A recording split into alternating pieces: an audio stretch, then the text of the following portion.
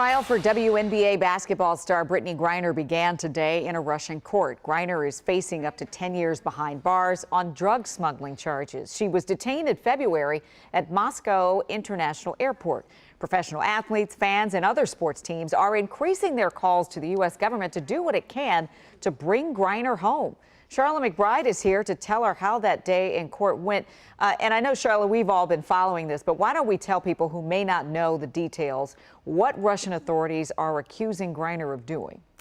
Yeah, Leslie. So back in February, just before Russia's invasion of Ukraine, Griner, who in the WNBA's offseason plays basketball for a Russian team, was detained at a Moscow airport when a drug-sniffing dog found vape cartridges in her bag. Now, Russian officials later said her bag contained cannabis-derived oil. Marijuana is illegal in Russia. Today in court, prosecutors alleged that Griner intentionally imported drugs into Russia. Witness testimony was heard for a few hours. The U.S. State Department has said Griner is being wrongfully detained. Griner has yet to speak publicly about the charges, but the U.S. Deputy Chief of Mission at the U.S. Embassy in Russia spoke on her behalf outside of the Russian court today. I did have the opportunity to speak with Ms. Griner in the courtroom. She is doing as well as can be expected in these difficult circumstances, and she asked me to convey that she is in good spirits and is keeping up the faith.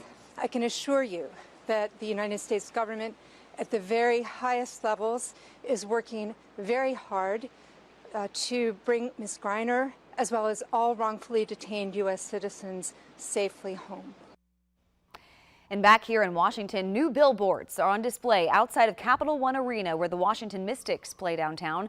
Griner is currently on the Phoenix Mercury, and the billboards, which read "Bring Brittney Home," are a collaboration with Change.org and Brittney's family. Nearly 300,000 supporters have signed a Change.org petition asking President Biden to get a deal done to bring Brittney back to the U.S. safely and swiftly.